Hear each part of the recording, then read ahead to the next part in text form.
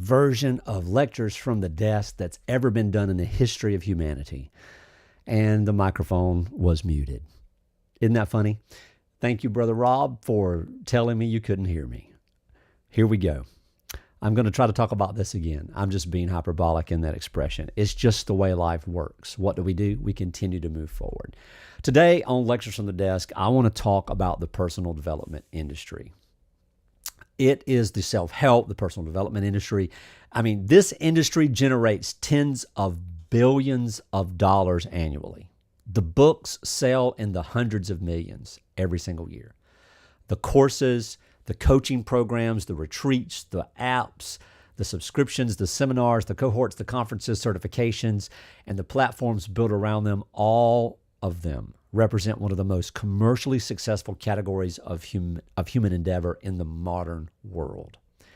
And the people who engage with it most seriously, who read the most books and attend the most events and complete the most programs, are really often the same people who are persistently stuck. Now, I'm not saying this to be polemical or provocative.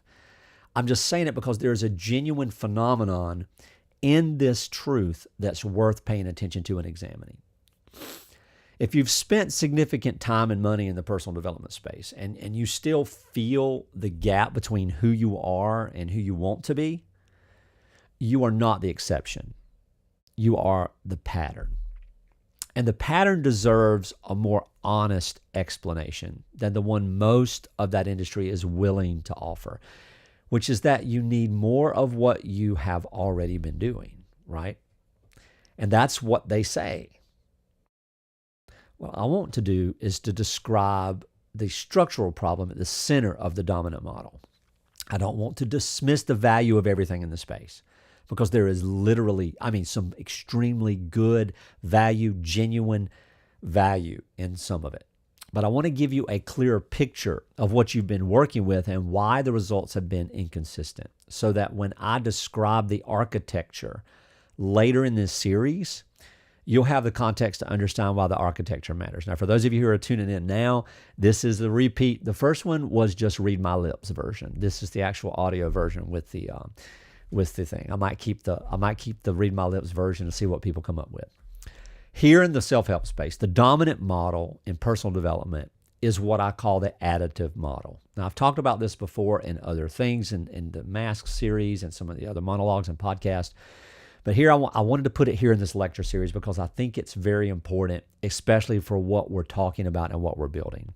The central assumption for the additive model is that you're a person with a current set of characteristics that are insufficient, and that the path to life and the life that you want is to put more things on yourself, is to add things to yourself. That could be like adding discipline or habits, healing, self-awareness, skills. And if you look on social media, you see this language almost everywhere. If you're in the space at all, your For You page, your algorithm, what you see is inundated with this type of language. The language sounds promising. Just get some more skills, add some frameworks, add some practices, and you keep adding, and in the right order, maybe with enough consistency, you're going to see the version that you're trying to become right in front of you, ready to go. And the model is intuitive. It's how we build most things, right? Everything around me was built in that sense. It's the architecture of education even. With all of the degrees and the studies and things that I've learned, it's what we do. It's the architecture of professional development. It's of athletic training. And what is missing, you add it until you have what is required. It makes complete sense. But it's the wrong model for the problem of self. It's the wrong model because the problem that it's being applied to is not something that addition helps. It's not an addition. It's not a I need more problem. It's a recognition problem. And recognition problems do not respond to addition. They respond to clarity. So adding more things to a confused person does not produce a clear person. It produces a more informed, confused person. In the personal development space, at its most thorough, has become extraordinarily good at producing highly informed people who are still at the structural level, the one that actually governs their experience. They're still bound by the same distortions they came in with.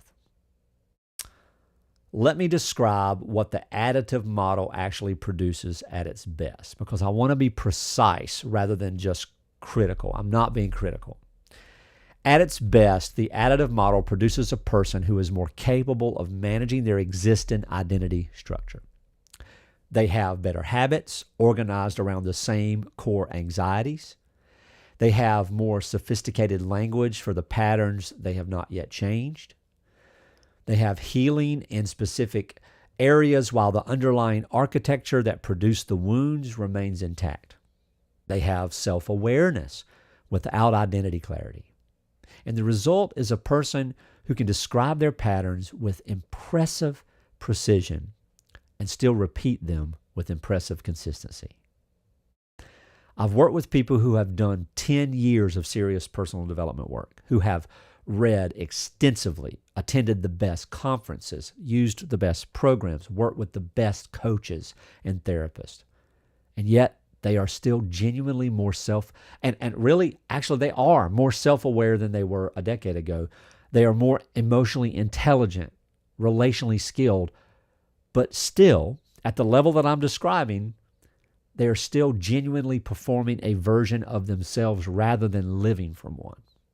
The performance is more sophisticated than it was. The awareness of the performance is much higher. The performance itself has not fundamentally changed. And it's not a failure of effort. It's a failure of architecture. A person who is working within a framework that is designed to add to the existing structure is always going to be adding to the existing structure. I mean, the work can be excellent.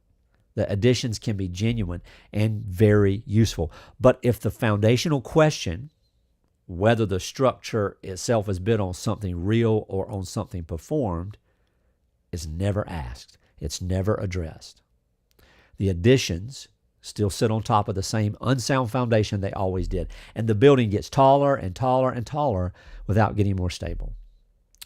There's a specific psychological dynamic the additive model produces that I want to talk about. I don't want to go too far off the rabbit trail here, or on a rabbit trail, but it's worth naming.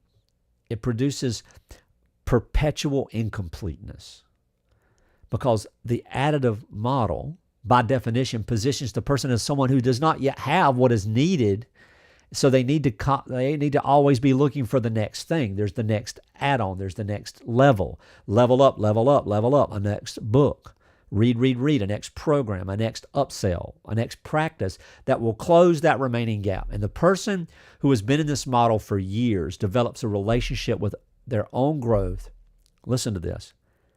They develop a relationship with their own growth that is permanently oriented toward what has not yet been achieved, rather than what is already real and true.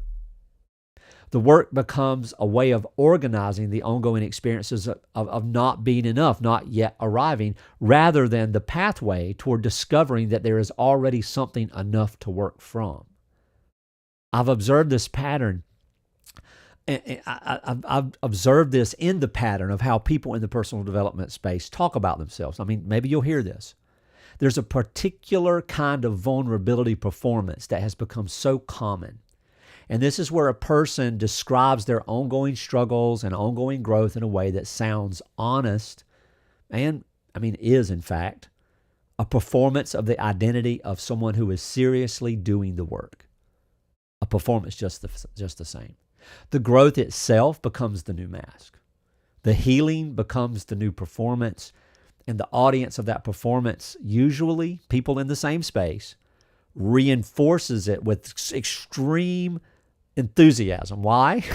Because in a community organized around the additive model, the person who is most visibly adding is the person most admired. And admiration for someone wearing a mask is always more compelling than freedom. The question that the additive model structurally cannot ask is, what if there's nothing to add? And it doesn't assume that the person's already completed that question. I mean, that's naive, right? It's because the problem is not a deficit of something that needs to be introduced. The problem is an obscuring of something that is already present. I mean, what if the work is not construction but excavation? This question changes everything. Because if the problem is not addition but obscuring, then the therapeutic orientation of most personal development work is oriented in the wrong direction. More information does not clear the obscuring. More practice doesn't clear it. More self-awareness without the specific kind of clarity that allows a person to see the structure of their own distortion does not clear it. What clears the obscuring is recognition. And recognition is not a technique that can be added to the existing repertoire. It's an orientation. And that orientation replaces the existing one. The additive model is structurally incapable of addressing the most fundamental question about personal growth and development. And that is, who is doing the developing? Who is growing? Most personal development work assumes a stable self that's being developed. A person with clear preferences, a clear sense of what they want, a reliable inner compass or inner space, a direction, a heading that just needs some better tools and habits and more direction that can be followed more effectively. But what if that self is not stable? What if the preferences and the compass and the sense of what is wanted are themselves produced by the masked identity rather than the real one? Then the work of developing the self is actually the work of developing the mask. And no amount of excellent personal development work done from inside a masked identity will produce freedom. Nothing. It will produce a more developed version of the same distortion that feels free but is actually performed. This is the deepest problem with the additive model. You cannot address itself from inside of itself. It cannot. It cannot ask whether the self-doing, the adding and the growth tools, is the right self to be doing it. It cannot raise the prior question of whether the whole project is oriented correctly, because doing so would require stepping outside the framework. And frameworks, by definition, can't be evaluated from inside of themselves. So we need a different starting point. And what I'm describing in this lecture series is not a better version of these models. There's no additive model that works. It's a different starting point. The starting point is not what does this person need to put on, what tools do they need to become free, what else can they add to their life so they can find freedom. The starting point is what's covering the freedom that is already structurally present. That shift does not make the work easier. And honestly, sometimes it makes it harder because it requires a quality of honesty. For those of you who understand my impetus, the opening awareness of the pathway of the things that I teach in my own experience, honesty is where it starts. Honesty about the current structure that is more demanding than adding something new, adding a new practice, putting on a new pair of clothes, changing the makeup. It requires looking at the foundation rather than the floors that are built on top of it. It requires being willing to question not just the behaviors and the habits, not just the patterns, but who. Who are you and where are you? The identity that has been generating all of this. And that identity, as we've been examining across the first block of this series, is well defended. It has been built over years and it serves real functions. It has real investments in its own continuation, but the payoff of the different starting point is also different. Because when the recognition happens, when the distortion becomes visible at the level of identity rather than behavior, the change that becomes possible is structural and real.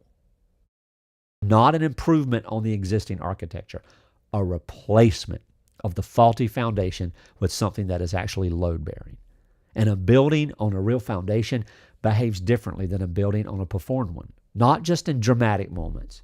I mean, in everyday, ordinary moments and everyday, ordinary Tuesdays.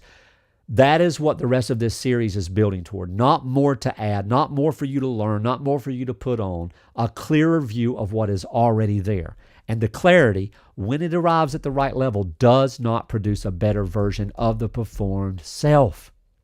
It produces the first reliable encounter with the actual one. So, this is James. This is Unbound Freedom for Life. Let's set you free.